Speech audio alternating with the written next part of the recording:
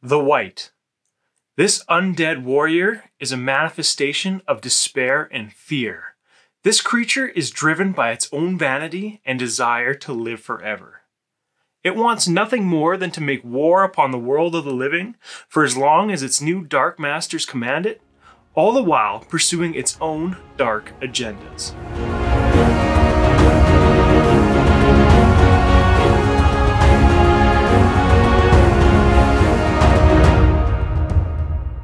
What's happening, guys? It's Evan here from D4 Dungeon, and I'd like to welcome you all to another video. Don't forget, if you want to learn more about Dungeons & Dragons, then start now by hitting that subscribe button so that you don't miss a thing. So what exactly is a Wight? I got a physical description and general overview for you DMs out there. The Wight was a once mortal warrior, who's retained its physical, although twisted and undeath, appearance, memories, and motivations from its past life. Even though this creature has answered the call to some new dark power, it still retains its autonomy. Never sleeping, the Wight will pursue its own goals relentlessly. This creature is neither alive nor truly undead, but exists somewhere in between this world and the next. The essence of life that it once possessed is gone, replaced by a desire to snuff out this same life force that exists in every mortal being. The Wight's ice-cold grasp can suck out this life force even through the thickest of armors. Wights hate the light and will flee from the presence of the sun, returning to the sanctuary of their burrows and dungeons to wait out its hateful presence. The advantages to the Wight are fairly similar to those of other undead that we've covered so far. Its undead nature means that it doesn't require air, food, drink, or sleep.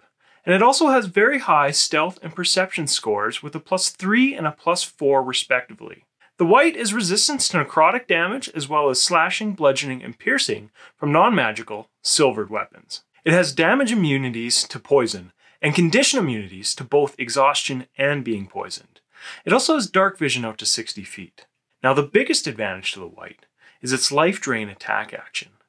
Any creature slain with this action will raise as a zombie 24 hours after its death under the Wight's control unless it was either returned to life or its body destroyed. So what's wrong with the Wight? Honestly, the disadvantages of this guy are pretty few and far between. It has sunlight sensitivity, which means that it has disadvantage on attack rolls and wisdom perception checks that require sight in direct sunlight. The combat and tactics for the Wight are pretty straightforward. These guys are physically tough. They possess skills in stealth, ranged, and melee combat. Being corporeal, the Wight is not as immune to as many things as the Spectre and Poltergeist were. However, their above-average physical scores, hit points, and multi-attack make these guys formidable opponents. They also have relatively high wisdom and charisma scores, which means that they're going to be hard to take down with spells that require saving throws. These guys are going to attack relentlessly, using their stealth skill to sneak up on your party and attack with surprise. If they're not within melee range, they're going to use their longbow to reach out and attack the first player character available to them, advancing every round thereafter until they can close with your party. The main desire of the Wight is to drain its victim of its life force, killing it and causing it to rise as a zombie under its control 24 hours later. To this end, the Wight is going to use its multi-attack, 2 longsword swings, until its victim is critically wounded. Then it's going to switch to its life drain ability, hoping to deliver the final blow. The Wight isn't intimidated by player characters wielding magical weapons, or by unusually tough or talented looking opponents. The Wight doesn't really care one way or another who it attacks. The only thing that prevents a Wight from attacking could be the cleric's turn undead ability, or perhaps if your PCs manage to flee to an area of direct sunlight. To sum these guys up, they're smarter, tougher, and more driven than any of the other undead that we've covered so far.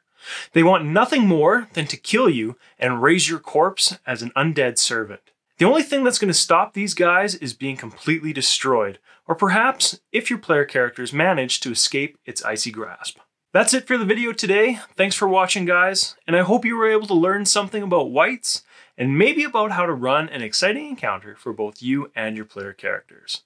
Don't forget, if you want to learn more about Dungeons & Dragons and other D&D related stuff, then start now by hitting that subscribe button so that you don't miss a thing. Thanks for watching, and I'll see you all next Monster Monday.